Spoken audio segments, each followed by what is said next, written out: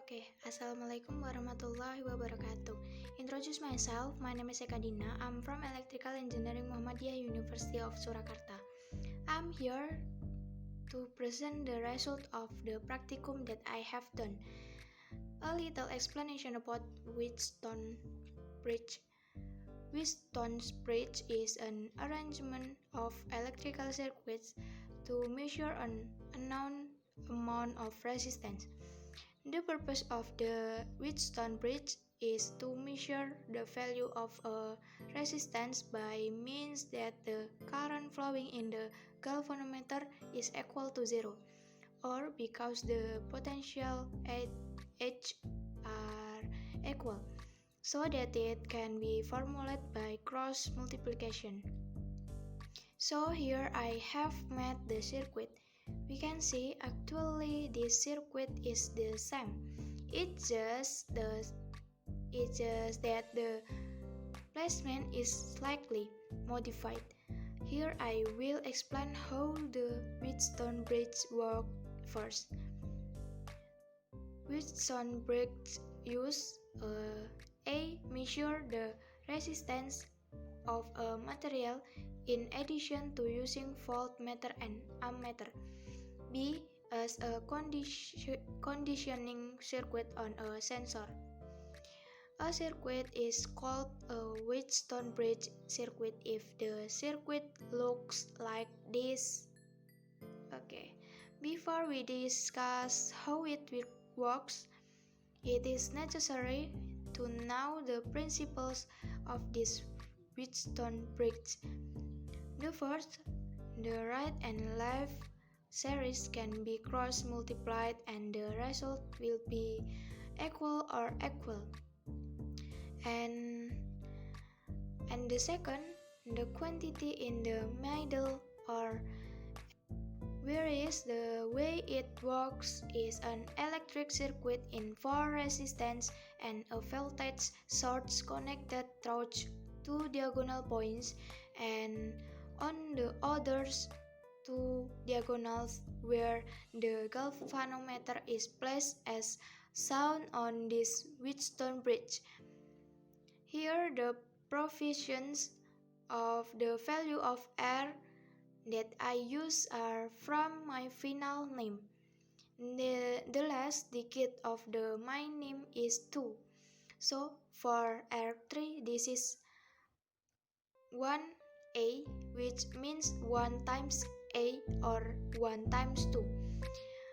It becomes 2000, as well as the others. Meanwhile, the R1 use the name from the last 2 digits of my name, which is 82. Previously, here I will explain first for clarification that in the module there is a slight error which is reversed in the placement or R5 and R4, so I just write here so I know the reason why my formula is different. Okay, immediately we look at the experimental circuit. Here I am using a DC volt of 12 volts to find out that this circuit meets the requirements for the formation of a Wheatstone bridge or not. We do a cross multiplication of R3 times R4 equal to R5 times R2 when the result is the same. The next condition will be fulfilled, including the current and the voltage which are equal to 0. In this circuit, I add a voltmeter and ammeter to see the resulting quantity. Is it equal to 0 or not? For voltage A reduced by voltage B is equal to 0 or not, as well as the ampere on current, whether it is equal to 0 or not.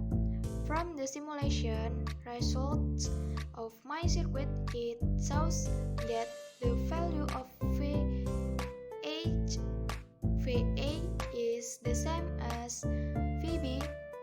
which is 8 volt.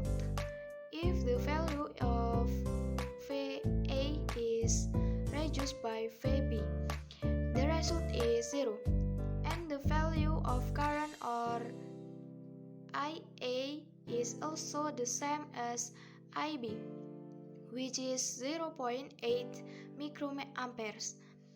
If it is reduced, the result will be 0 too.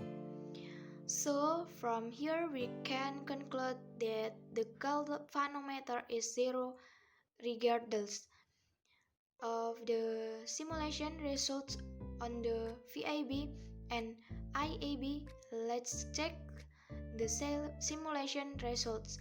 Now the results are also 0.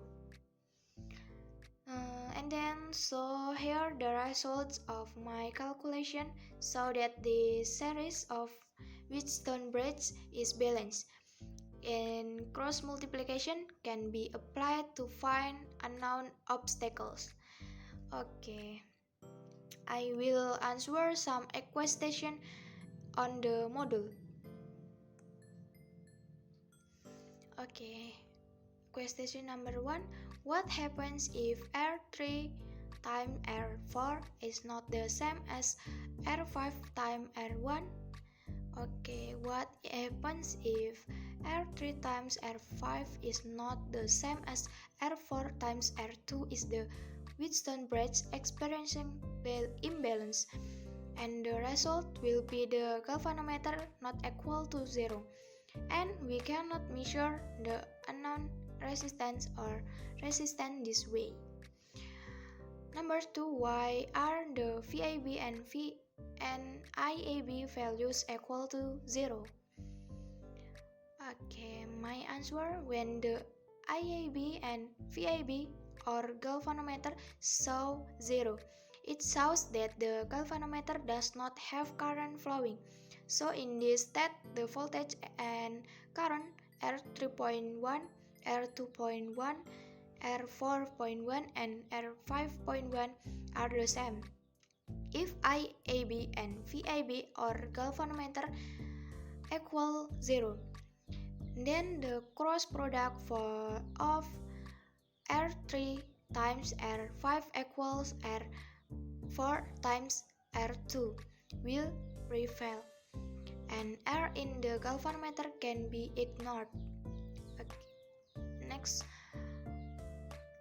number 3, if the VIB and IAB values are not equal to 0, then it is still can it be said to be a Wheatstone bridge? Explain.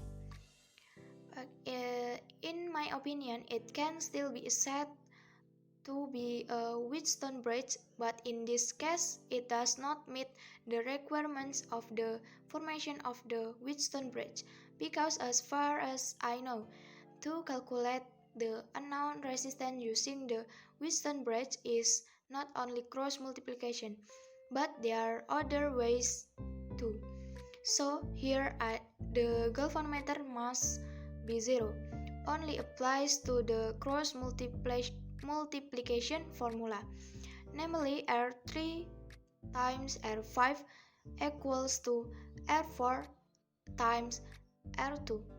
And if the galvanometer is not equal to 0, then another formula can be used to find the unknown resistance, for example with parallel formulas or others.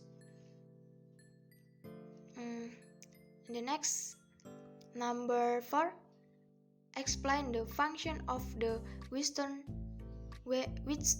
bridge in everyday life.